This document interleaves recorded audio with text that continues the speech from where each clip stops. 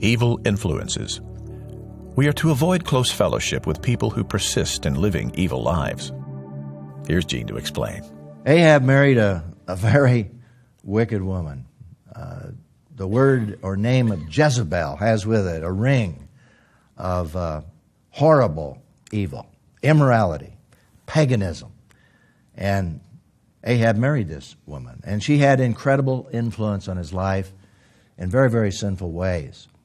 Ahab should have been following the God of Abraham, Isaac, and Jacob. He knew all about that. But then he goes off and he marries this wicked woman who obviously didn't worship the one true God, but served the Baals.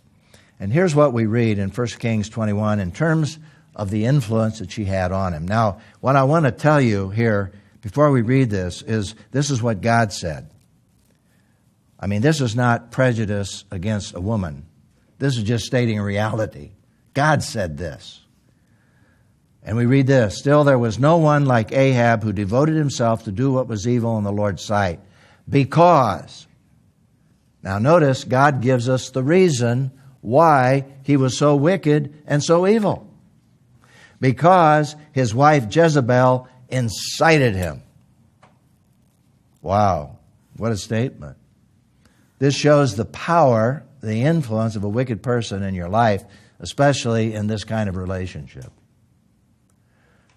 We read on, "He committed the most detestable acts by going after idols as the Amorites had, whom the Lord had dispossessed before the Israelites." In other words, there is a direct connection between Jezebel and inciting him to do evil and following false gods and committing horrible immoralities.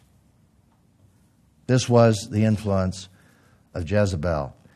Now, earlier there's a story of a man by the name of Naboth who had that vineyard.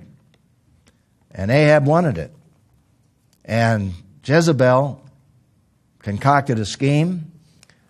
She sent a letter. She forged the letter. But the interesting thing is that she actually used two of God's laws to get him condemned to death. And that's the ultimate in evil. How did she do that? Well, look at Leviticus 24, verse 16. "Whoever blasphemes the name of Yahweh is to be put to death." What did she say in that letter? He had blasphemed God. Actually used the law of God to bring condemnation on him. Notice Deuteronomy 17, verse 6. "The one condemned to die is to be executed on the testimony of 2 or 3 witnesses. No one is to be executed on the testimony of a single witness." What did she say in that letter? "I want you to get 2 evil men to testify against him." So here she's using the laws of God as a pagan to bring condemnation and death to this man.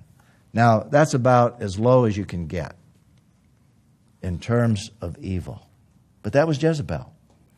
And it influenced Ahab. Now, God held Ahab accountable, but this was the influence of this woman, Jezebel.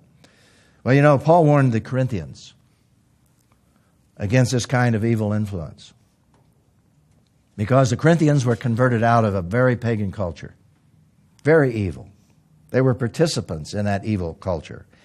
They were involved in pagan worship that involved immorality and idols and meat that was offered to idols, and engaging in sexual behavior that was a part of the pagan culture, and actually allowed that to come on into their Christian experience.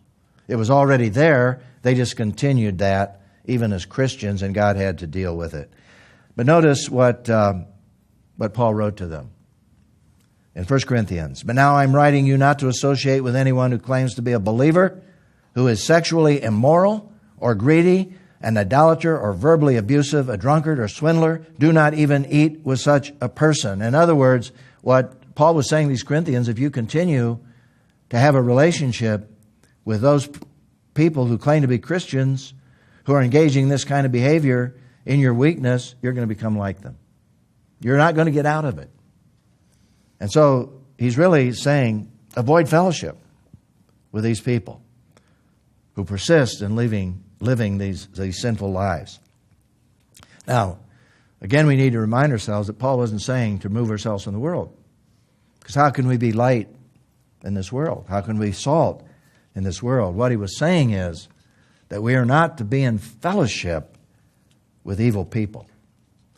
Because if we're in fellowship with them, chances are we'll become like them. And so there we have a warning here, obviously. And here's the question that we need to think about in terms of application of the principle that God gives us. What can we say to Christians who are married to mates who want to live immoral and idolatrous lives? Now, what I'm doing here is just simply taking a very specific illustration that in a sense relates back to Ahab and Jezebel, because it involves a marriage. But we have situations like this in our culture today. Now, first of all, and this doesn't solve the problem for some people, but the ideal remedy is not to get ourselves into this kind of situation in the first place. And there are a lot of people that need that teaching, particularly our young people, because they don't understand that. 2 Corinthians chapter 6, beginning in verse 14 says, Do not be mismatched with unbelievers, for what partnership? Now, mismatched and partnership are key words here. For what partnership is there between righteousness and lawlessness? Or what fellowship does light have with darkness? What agreement does Christ have with Belial? Or what does a believer have in common with an unbeliever? And there, of course, he's dealing with a marriage between a person, let's say, who's a Christian, and a person who is a pagan who is indulging in all kinds of evil behavior. There are certainly levels of degeneracy that could be involved in another person's life. But there's a principle here, and that is that we are not to be in harmony in marriage with an unbeliever. We need to make that decision ahead of time, because that can lead to serious problems. Now, sometimes people marry an unbeliever and the unbeliever comes to Christ. But I always warn young people, don't go into a relationship with the idea you're going to lead your husband to Christ, because chances are it won't work that way. God in His grace may enable you to have that experience, but don't enter a marriage with that in mind. But that doesn't answer the problem. What if you're in that situation? And that happens, where, let's say, a wife becomes a believer and the husband doesn't, or vice versa. So the question, and this is at a deeper level and certainly is not the norm, but what if we're already married and our husband or wife wants us to insists on engaging in immoral and idolatrous behavior? That sometimes happens. Now notice I said immoral. That's a significant word. That's violating the will of God. Idolatry, that's violating the will of God. Well, there's something God says in the Scriptures, and that is that there are times we must obey God rather than man. We have to make a choice. Now the point is, be careful, because some people would like to use this as an excuse to get out of a relationship, so they define the sin themselves, not by God's standard. So we can't rationalize here. This is debauchery. This is immorality. This is involving something that is very wrong. It's unethical. It's idolatrous. And I think here is a passage that we need to look at that I think applies to marriage as well, as to all of our relationships. And that is that if your brother, Matthew 18:15, if your brother, and here I would like to say, if your husband or if your wife sins against you, go and rebuke him in private. In other words, this is something you need to deal with personally by God's grace, and it's to be done, obviously, with humility. If he or she listens to you, you have won your wife, your husband. But if he or she won't listen, take one or two more with you. And there I often say, go to your pastor.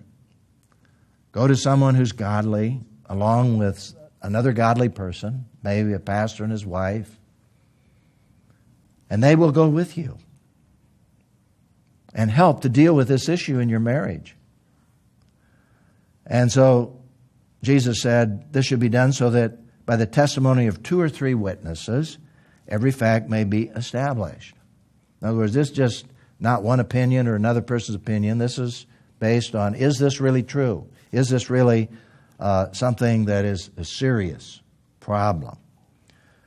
And it says, going on, if he or she pays no attention to them, that is, those people who are trying to help and to confront and to exhort and to discover the truth, then tell it to the church, or there, I think that can be applied, tell it to the larger body of leadership in your church, because the ecclesia in Jesus' day actually involved, let's say, the Sanhedrin or a body of leaders. Because basically, if you apply this to a whole body of believers, that whole body of believers is not capable of responding to that problem. This is spiritual leaders. But if he doesn't or she doesn't pay attention even to those spiritual godly leaders, let that person be like an unbeliever and a tax collector to you. In other words, you have to treat the situation as a pagan. You have to realize this is a violation of the marriage vows. This is a violation of what God created, and therefore a person is not obligated to stay in that kind of relationship where somebody is insisting that you live an evil life. Now, you have to go about that very cautiously.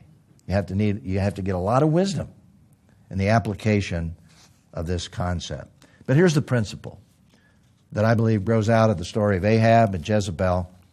We're to avoid close fellowship with people who persist in living evil lives.